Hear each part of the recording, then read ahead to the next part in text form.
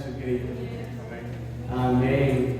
Como dice el libro de los Salmos, qué hermoso es, qué maravilloso, qué bello es poder habitar los hermanos juntos en armonía. Y sabemos que donde quiera que estemos, todos tres en su nombre, buscando la presencia de Él, ahí está el Señor.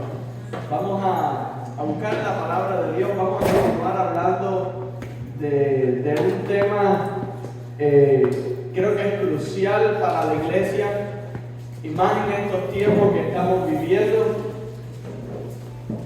y es la fe. Vamos a continuar hablando acerca de la fe. La iglesia debe ser una iglesia llena de fe. Debe ser una iglesia llena de fe, de convencimiento de quién es Dios. Eso es lo que va a marcar la pauta de que sigamos firmes o no. Que sigamos firmes o no en el Evangelio no depende de si me cae bien un hermano o no depende de si me cae bien una iglesia o no depende de si me cae bien algo o no. De que sigamos firmes en el Evangelio siempre va a depender de nuestra fe y de la convicción que tengamos en Cristo. Te voy a decir más. No, fíjense que sigamos en el Evangelio ni siquiera depende de si en un inicio me cae bien Cristo o no. Porque a Cristo mucho al principio no le cae muy bien, porque Cristo confronta. ¿Sí o no? Nuestro Señor Jesucristo vino con espada, vino duro, vino y confronta el corazón. A muchos no le cae bien. A muchos al inicio no le cae bien, no les gusta tener que cambiar. No nos gusta tener que ser transformados, no nos gusta dejar hábitos, no nos gusta dejar costumbres, no nos gusta transformar el pensamiento. A veces Jesús cae mal, precisamente porque Jesús es el verbo, la acción de cambio de Dios para nuestra vida. Y este cambio de Dios, aunque al principio no nos caiga tan bien, es lo que va a provocar la fe que nos va a hacer firmes en el Evangelio para podernos mantener como aquel que se aferra mirando al invisible, como aquel que se sostiene mirando al invisible. Seguimos en Hebreos capítulo 11. ¿Están conmigo ahí en Hebreos capítulo 11? Estamos tratando de sacarle todo el jugo, todo el provecho a este versículo. Pudiéramos estar muchísimos más domingos hablando acerca de Hebreos 11. Es un pasaje maravilloso de la Biblia. Es uno de esos textos donde podemos abarcar y seguiríamos ahí muchas temporadas. Vamos a estar hablando en Hebreos 11 y hoy vamos a estar leyendo a partir del verso 23 y en adelante. Le voy a pedir que me siga ahí en la lectura. Vamos a leer un poquito hoy. Vamos a intentar leer porque dice la palabra de Dios que la fe viene de una manera en específica. Viene por el oír. ¿Y el oír qué cosa? La palabra de Dios. Entonces, para adquirir la fe, lo primero que tenemos que hacer es leer la palabra de Dios. Para llenarnos de la fe de Dios, del convencimiento de Dios, vamos a la palabra de Dios en Hebreos capítulo 11, versículo 23, y vamos a seguir hasta el capítulo 12, versos 1 y 2. Y dice la palabra de Dios. Les pido que se pongan en pie, por favor, conmigo. Por la fe Moisés, cuando nació, fue escondido por sus padres por 3 meses, porque le vieron niño hermoso, así como tú, y no temieron el decreto del rey. Por la fe Moisés fue ya grande, rehusó llamarse hijo de la hija del faraón, escogiendo antes ser maltratado con el pueblo de Dios que gozar de los deleites temporales del pecado, teniendo por mayores riquezas el vituperio de Cristo que los tesoros de los egipcios, porque tenía puesta la mirada en el galardón. Por la fe dejó a Egipto, no temiendo la ira del rey, porque se sostuvo como viendo al invisible. Aleluya. Por la fe celebró la Pascua y la aspersión de la sangre, para que el que destruía a los primogénitos no los tocase a ellos. ¿Se acuerdan de ese texto? Amén. Por la fe pasaron el mar Rojo como por tierra seca, e intentando los egipcios hacer lo mismo, fueron ahogados.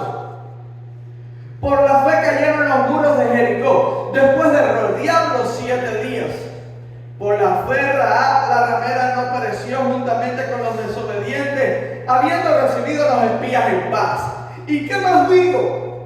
Porque el tiempo me faltaría contando de Gedeón, de Barak, de Sansón, de Jefté, de David, así como de Samuel y de los profetas, que por fe conquistaron reinos, hicieron justicia, alcanzaron promesas, taparon bocas de leones, apagaron fuegos impetuosos, evitaron filo de espada, sacaron fuerzas de debilidad, se hicieron fuertes en batallas, pusieron en fuga ejércitos extranjeros. Las mujeres recibieron a sus muertos mediante resurrección, mas otros fueron atormentados, no aceptando el rescate a fin de obtener mejor resurrección. Otros experimentaron vituperios y azotes, y además de esto prisiones y cárceles. Fueron apedreados, aserrados, fueron puestos a prueba, muertos a filo de espada, anduvieron de acá para allá, cubiertos de pieles de ovejas y de cabra, pobres, angustiados, maltratados, de los cuales el mundo no era digno, errando por los desiertos, por los montes, por las cuevas y por las cavernas de la tierra.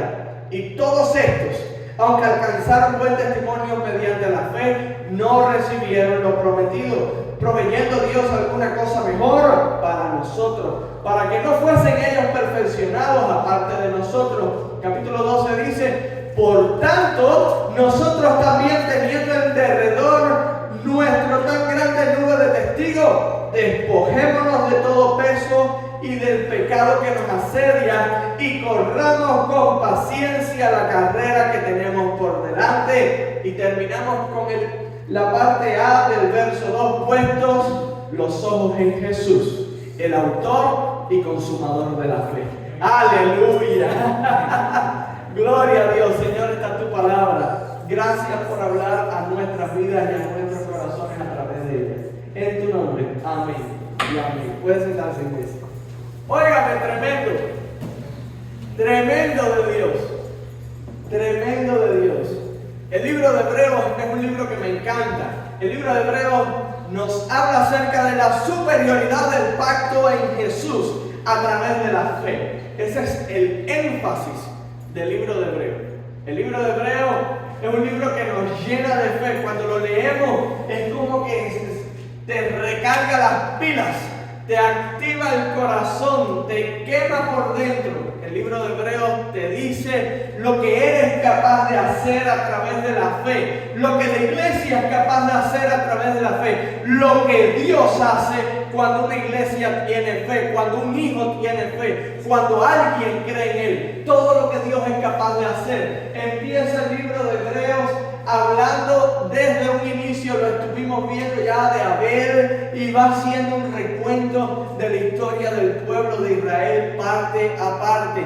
Va recogiendo, trata de recoger este capítulo 11 lo más posible. Y como dice el autor, sería imposible escribirlo todo. Tendría que escribir la Biblia nuevamente para recopilarlo todito, pero trata de darnos ahí un poquitico, como un buen resumen acerca de todo lo que es la fe. Lo interesante es que este libro que habla acerca de la fe no fue escrito precisamente en el mejor momento de la historia de la iglesia. ¿Sabía eso? De hecho, fue escrito en plena persecución cristiana. El libro de Hebreos fue escrito aproximadamente en el año 64, del 62 al 66, por ahí está, del 62 al 66. Y justo en el año 64 empieza la persecución cristiana a manos del emperador Nerón. La peor época de la iglesia primitiva cristiana, a manos del emperador Nerón.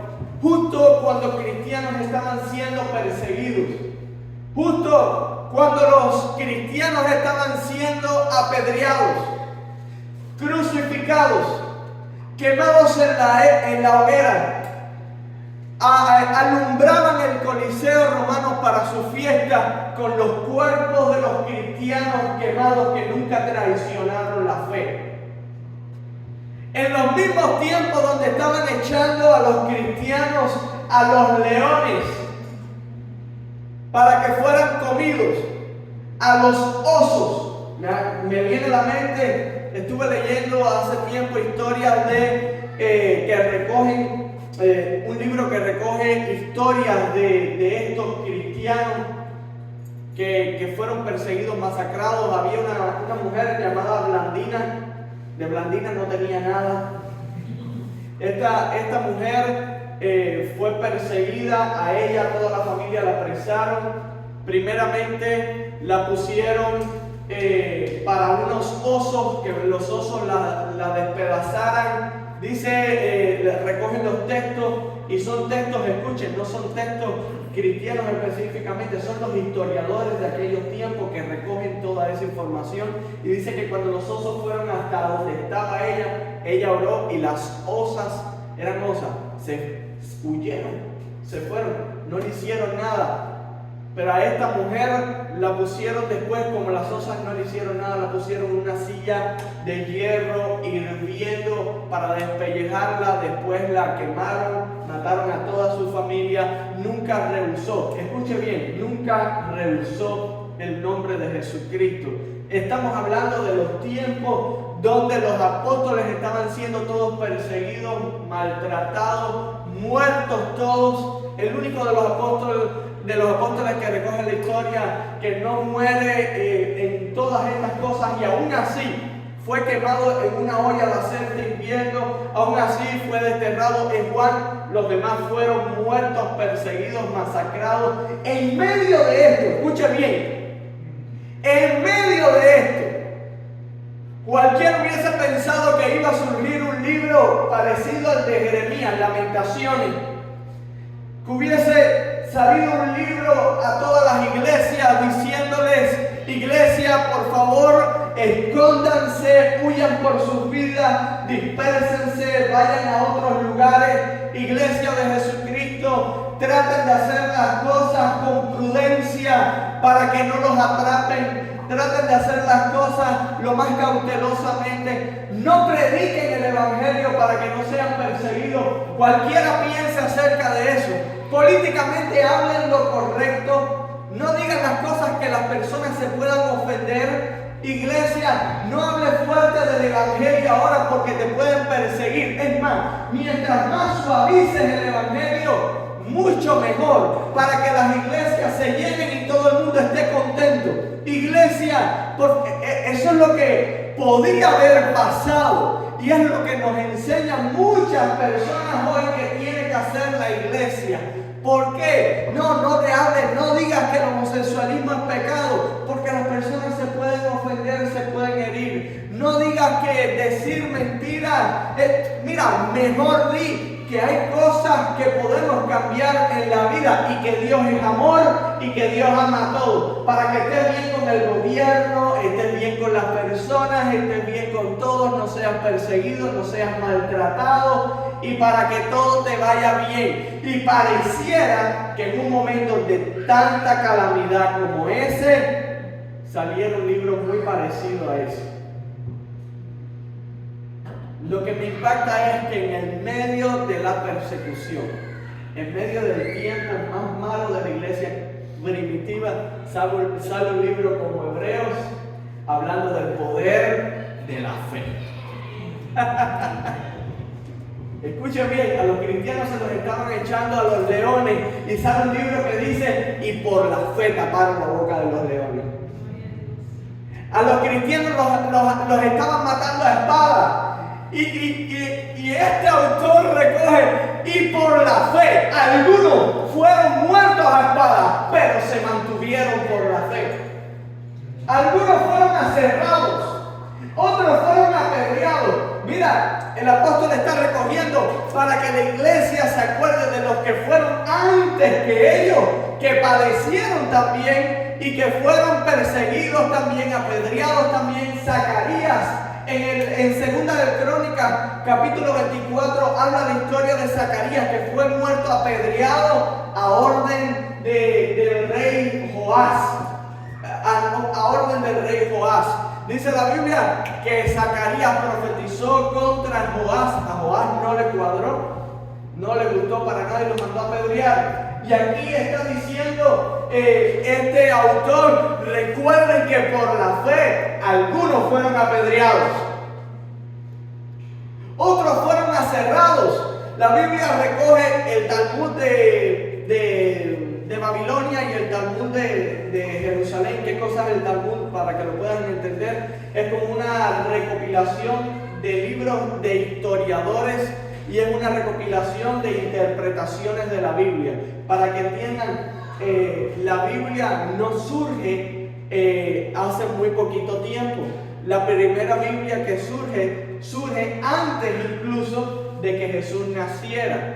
Para que entiendan, se cree que el propio Jesús tuvo acceso a la primera Biblia, que no tenía todo el compendio del Nuevo Testamento, no estaban los libros escritos y tenía muchos libros, tenía los 5 libros del Pentateuco, los profetas mayores estaban ahí, los salmos, algunos de estos libros ya estaban. Entonces, esta Biblia también tenía vamos a decirle, teólogos, personas que daban su interpretación y que la escribían para que las personas pudieran entender la Biblia de una mejor manera. Entonces, con toda esta interpretación, también sale lo que es el Talmud de Babilonia, es decir, los que estaban desde Babilonia que interpretaban la Biblia, y el Talmud de Jerusalén, los que estaban desde Jerusalén que interpretaban la Biblia y también eran historiadores. Pues en el Talmud recoge acerca de Isaías.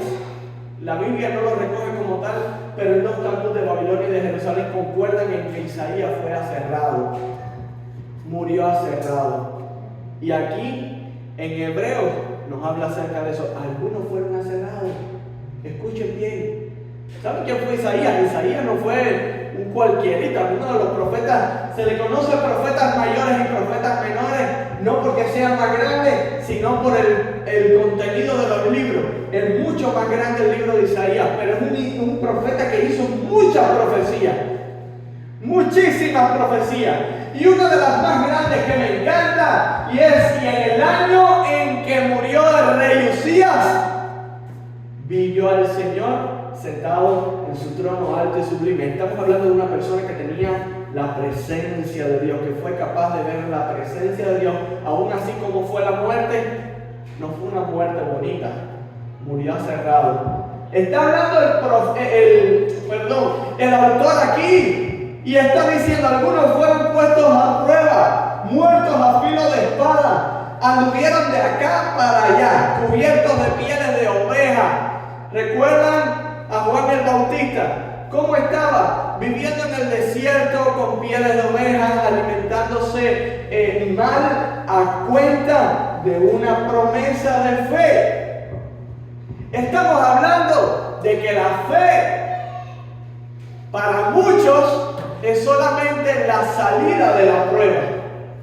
Para el cristiano, la fe es quien te prepara para la prueba. ¿Estamos entendiendo?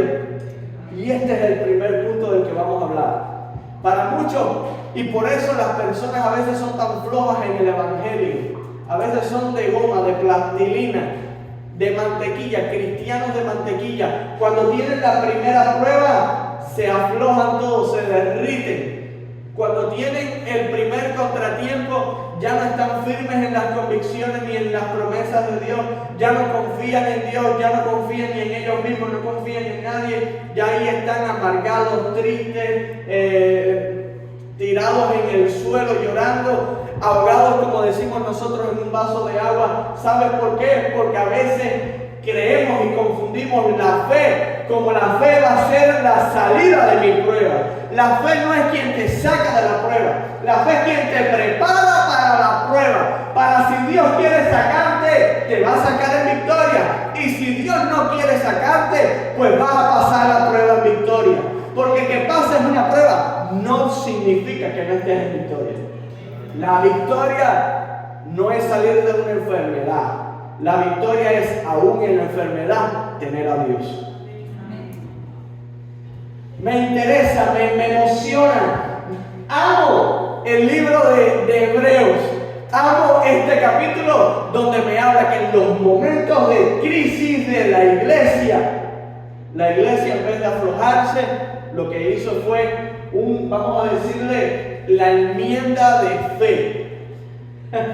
La declaración de fe. En medio de estos tiempos, la iglesia se va a mantener firme.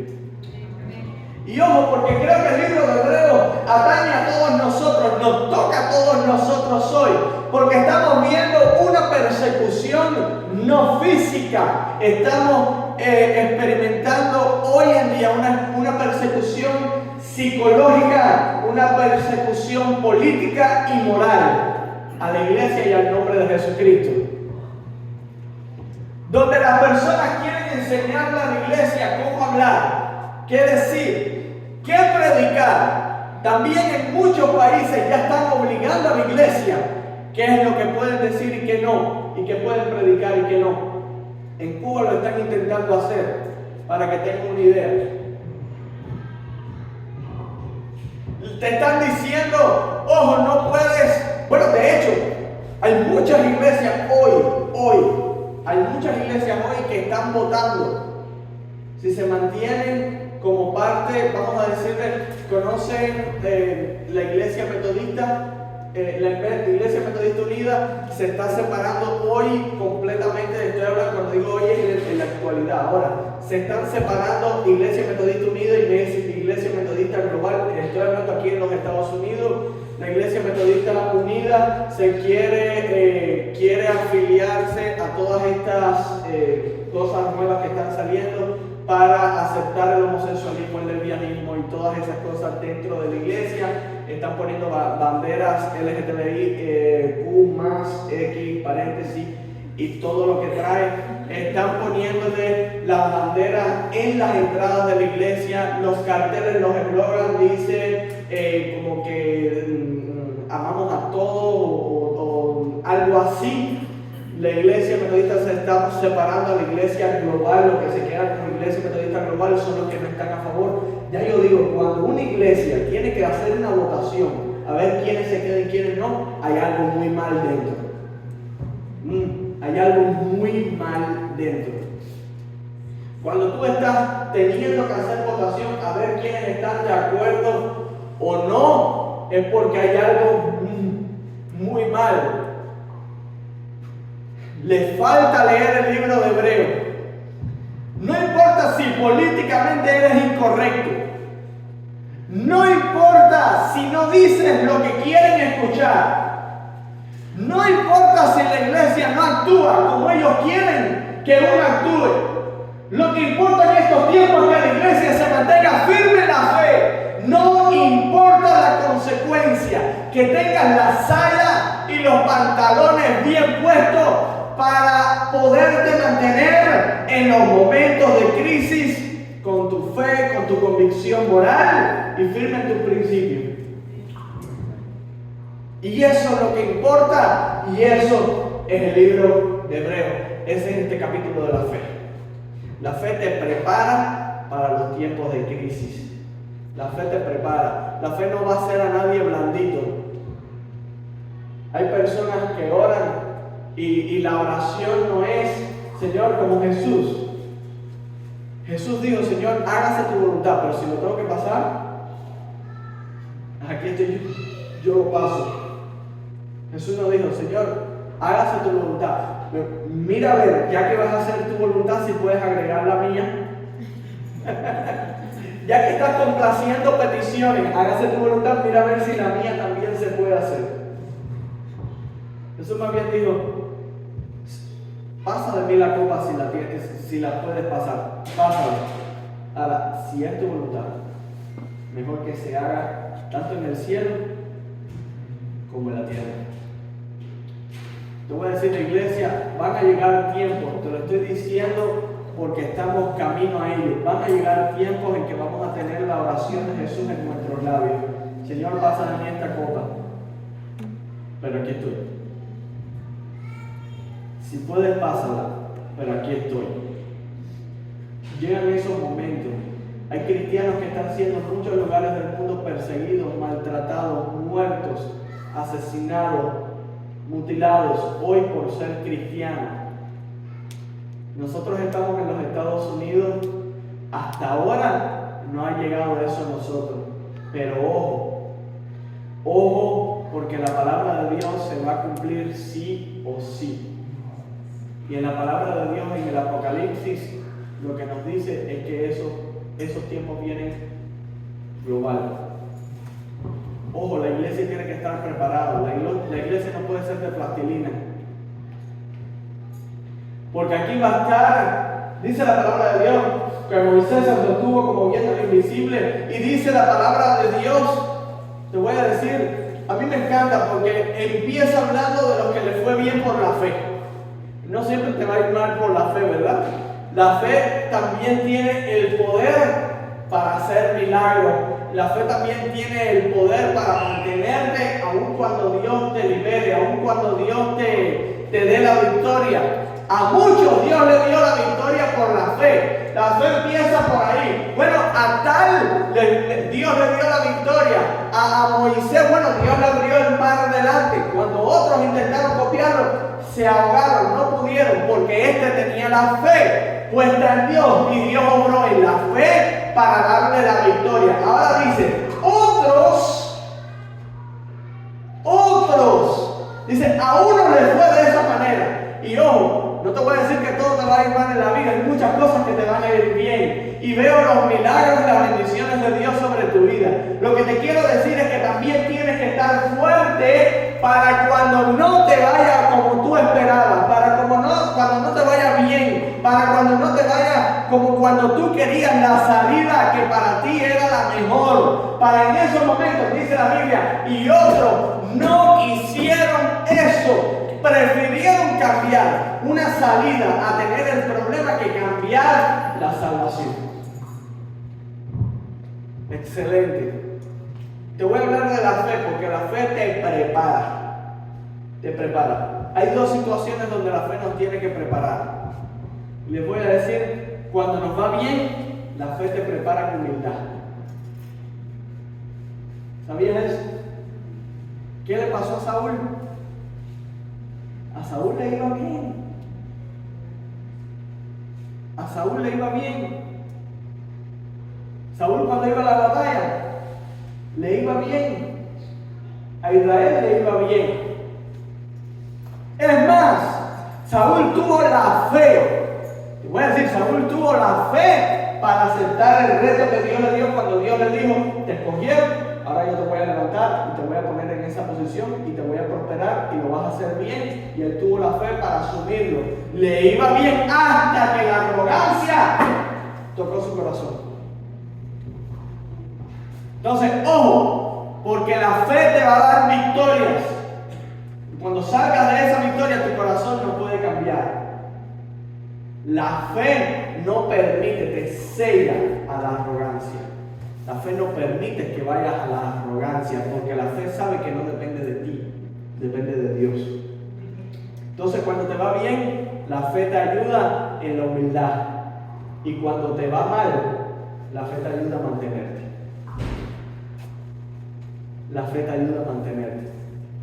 Iglesia, necesitamos mantenernos en fe. La fe es ese nivel de convencimiento que necesitamos cada uno de nosotros para cada una de las circunstancias de nuestra vida.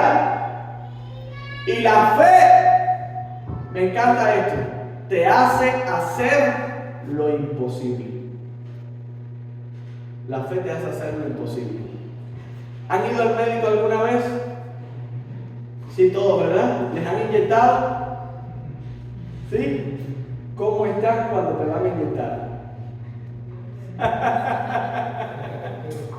¿Cómo te pones con una agujita?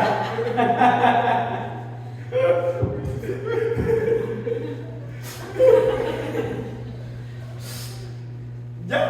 No, todavía te estoy pasando la cosa. Con una agujita. Con una agujita. ¿Has ido al dentista? Eso es otro nivel. Ya eso no es una agujita, cuidado. Ese es otro nivel de dolor. Cuando tú ves la fresa, el Dremel en la mano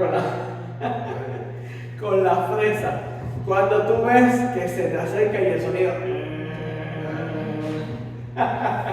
¿qué pasa por tu mente? ¿Qué pasa por tu mente? Todos tenemos un instinto alto de preservación. Todos tenemos un instinto muy alto de preservación.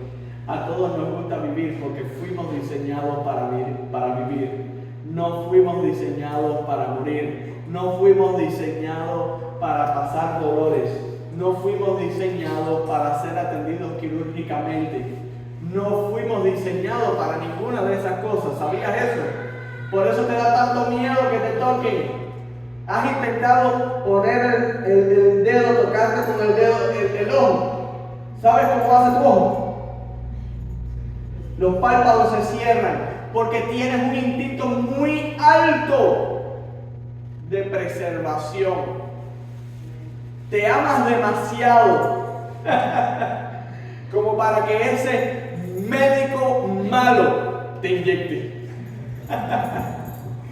Te amas demasiado como para que penetre en tu cuerpo con algo punzante y doloroso, aunque sea una agujita. Imagínense ser muertos a espada por la fe. Imagínense conmigo aquel que fue aserrado.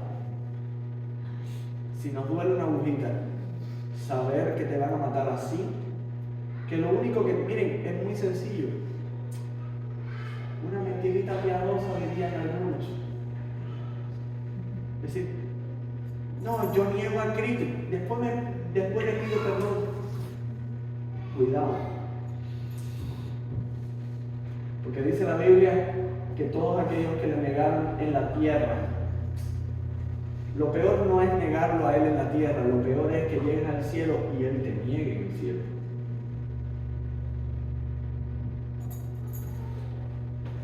Dice, y algunos prefirieron eso por la fe. Pero voy más allá, porque ese es el caso extremo. Porque hay muchos casos donde comprometemos nuestra fe, donde nosotros negamos nuestra fe y donde nosotros, sin ver la espada, yo me imagino que un cristiano que hace esto sin ver la espada, ve la espada, ¿qué puedes esperar? Cuando en el trabajo tienes que decir mentira para poder conservar tu trabajo. Perdónenme todos, y yo sé que va a ser hiriente lo que voy a decir, pero como les estoy hablando de la fe, les tengo que hablar con la verdad. Los papeles chuecos, eso es una manera de negar tu fe. Los papeles chuecos. Los necesito para trabajar, pero ese no es tu nombre, esa no es tu identidad, ese no es tu número de social, ese no es tu número de alguien, eso no es nada tuyo, no es un nombre artístico, es una mentira que está usando una empresa para poderte incorporar. Y es una manera de negar la fe. Si un cristiano por trabajar es capaz de ponerse sus papeles chuecos, cuando ve una espada se va a derretir. ¿Me entienden? Te estoy hablando no solamente de eso, te estoy hablando de que tengas que hacer una mentira para conservar el trabajo, pero también una mentira para estudiar, pero también una mentira en la iglesia, y te acostumbras, y como lo ves tan cómodo, como es normal, llega un momento que no te das cuenta, pero tu vida se convierte en una mentira. Ojo, tú no te llamas Juan, tú te llamas Pedro. ¿Entienden?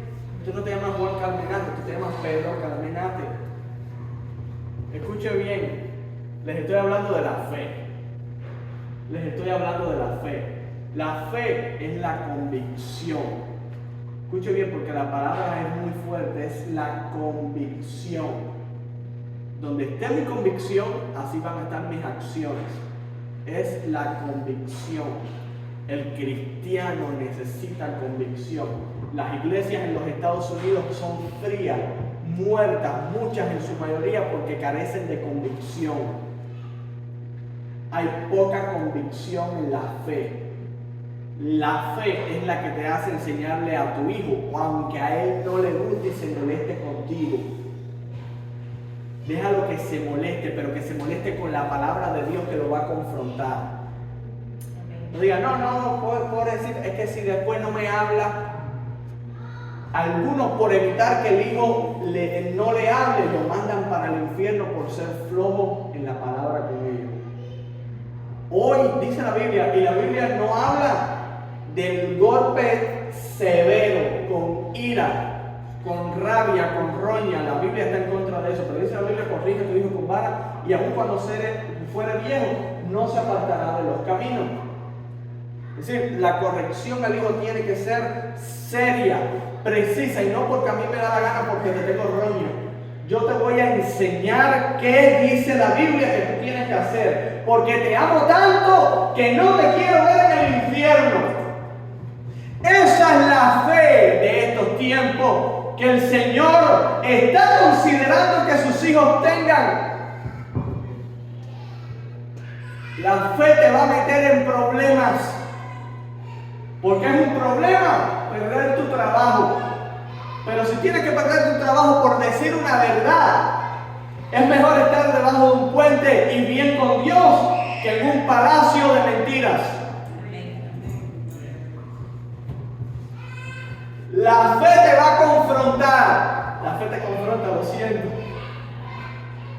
La fe nos confronta. La fe es la guía que nos dice si tenemos o no el carácter de Jesús.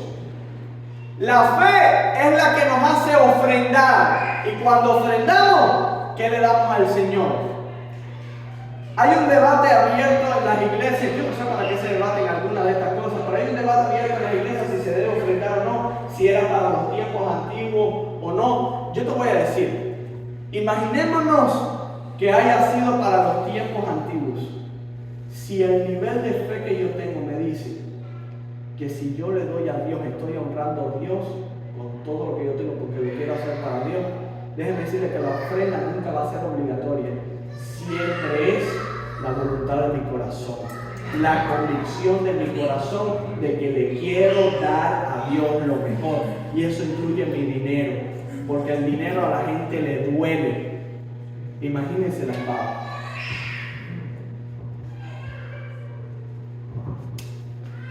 La fe es la que te va a hacer fuerte, firme, como el hierro.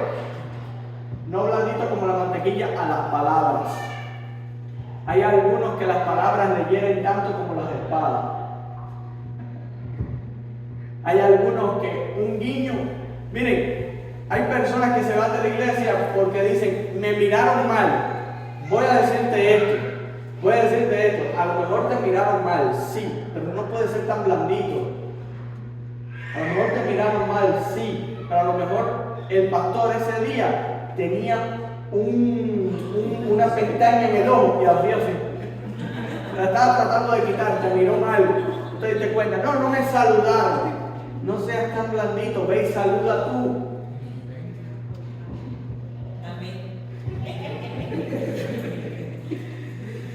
La fe te endurece, pero no endurece tu corazón, sino que te acoraza, te endurece para afrontar la vida, para no ser un blandito de carácter, de mente. La fe hace que tu mente tenga músculos fuertes. La fe es la que te llena de valor para cuando te miren mal.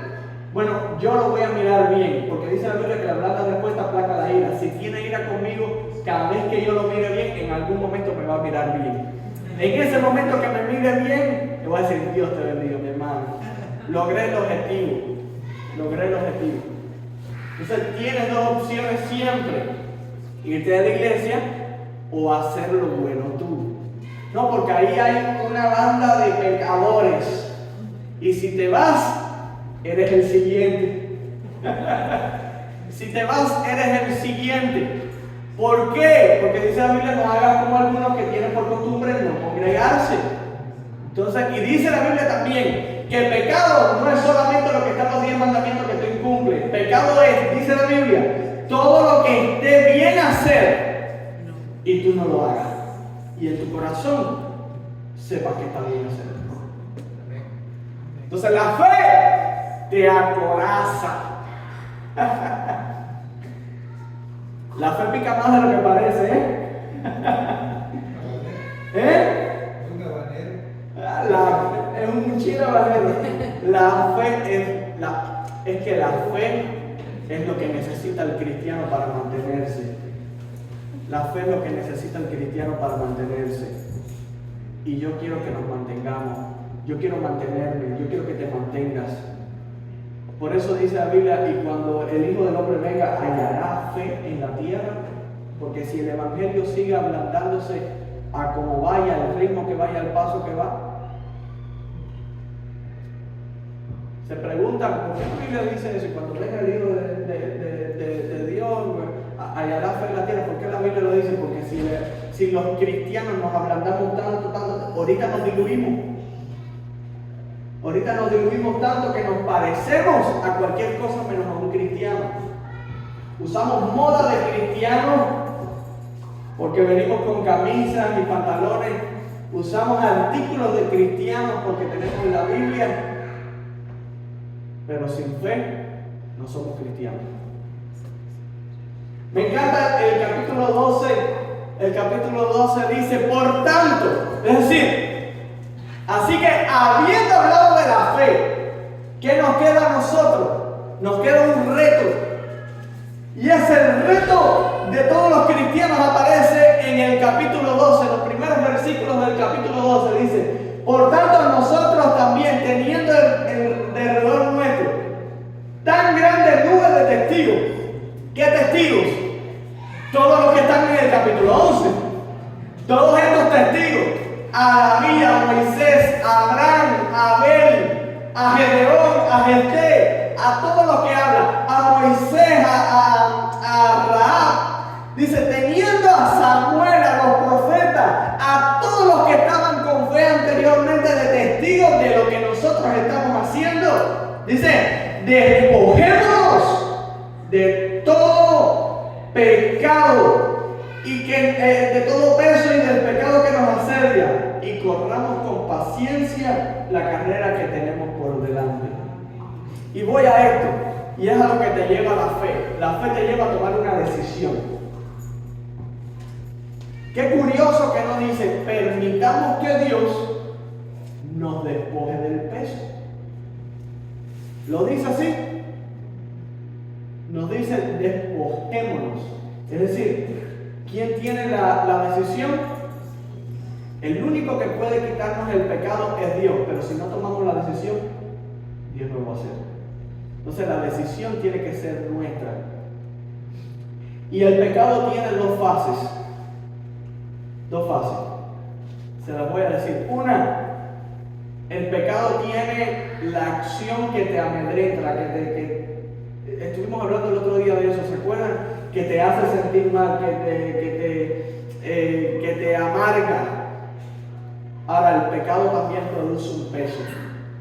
Y ese peso se llama consecuencia. Consecuencia. El pecado trae consecuencia. Y esa consecuencia trae una carga sobre ti que es muy difícil a veces de quitar. ¿Por qué las personas se quitan la vida? Porque hay personas que se suicidan, que llegan a tal punto de amargura que se suicidan. ¿Sabes por qué? Porque no logran quitarse la carga de arriba.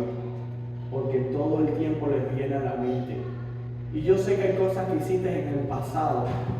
Hay cosas de las cuales te arrepientes profundamente. Pero si te arrepentiste, olvídalas.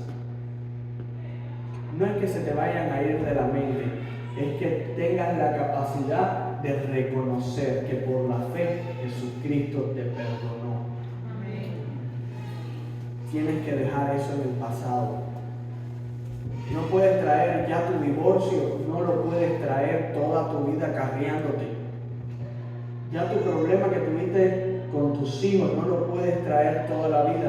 Las mentiras que dijiste en el pasado no te pueden repercutir ahora más en el presente.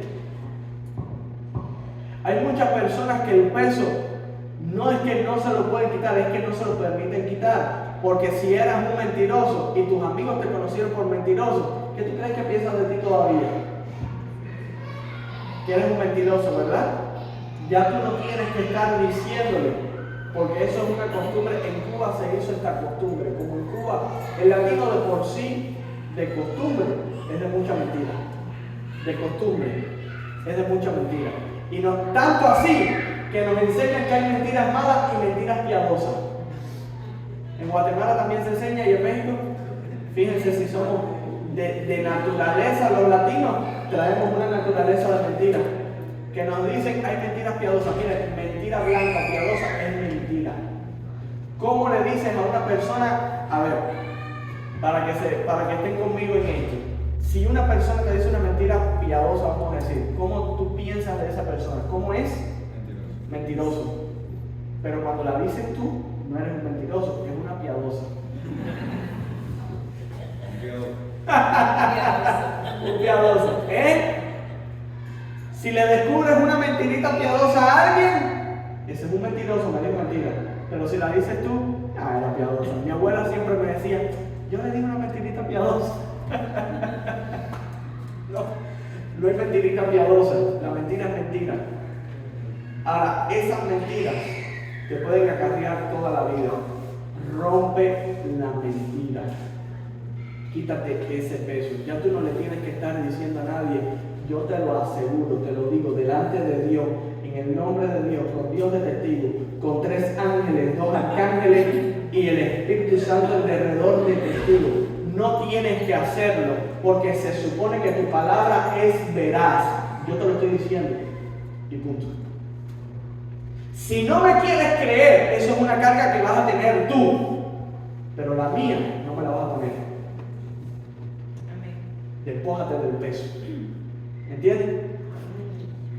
Dice, despojémonos del peso. Si tú no me quieres creer, ese es tu problema. Es verdad que yo era un mentiroso. Yo hoy te estoy diciendo la verdad. Si no me crees, es tu carga. Pero nunca más va a ser mi carga. No te tengo que asegurar, aseverar, contradecir, redecir. Yo te lo digo y ya. Y me tienes que creer. ¿No me crees?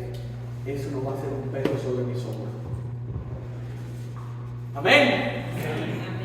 El pecado produce un peso que no te deja avanzar, que no te deja continuar, que te atrasa, y no es lo que Dios quiere. Lo que hiciste en el pasado se queda en el pasado, siempre y cuando hayas ido delante de Dios y le hayas entregado ese pecado. Si no lo has hecho, hoy es buen momento.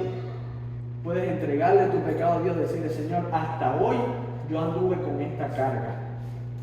Hasta hoy yo anduve con este peso de mi pasado. Hasta hoy en mi mente retumbaban estas palabras diciéndome ladrón.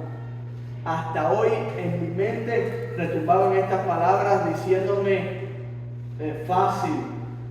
Hasta hoy retumbaban las palabras diciéndome, no sé, adúltero o fornicario, o hasta hoy yo sé que yo golpeé a alguien y le hice mal, pero hasta hoy yo lucho con ese problema y con esa carga, porque la fe me hace despojarme de todo peso del pecado. La fe te libera. Y delante de toda la nube de testigos hay un reto para la iglesia. Despójate de todo peso de pecado. Despójate de todo lo que te estaba pasando en el pasado. Y haz algo. Pon los ojos en Jesús, el autor y consumador de la fe. ¡Aleluya! ¡Gloria a Dios! Y poner los ojos en Jesús. Con esto termino. La fe, hay alguien que la inicia, hay alguien que es la fe, hay alguien que es la puerta, hay alguien que es la entrada, Hay alguien que es el consumador de esta fe. ¿Recuerdan cuando en la cruz dijo, consumado es?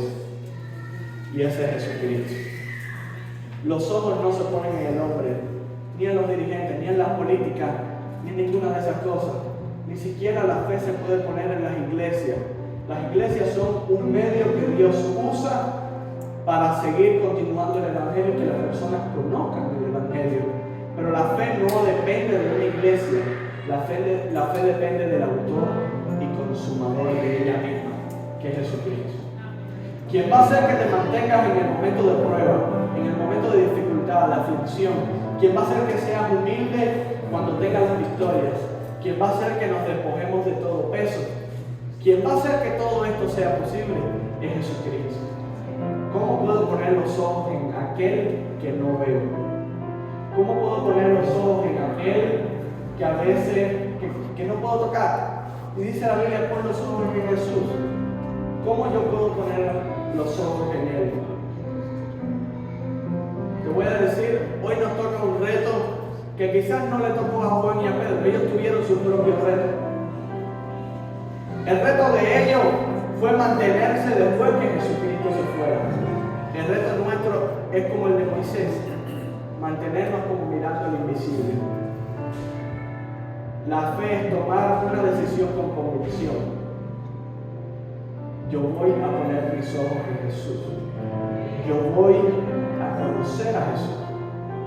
Yo voy a estudiar su palabra. ¿Qué dijo? ¿Cómo lo dijo? ¿Por qué lo dijo? ¿Para qué lo dijo?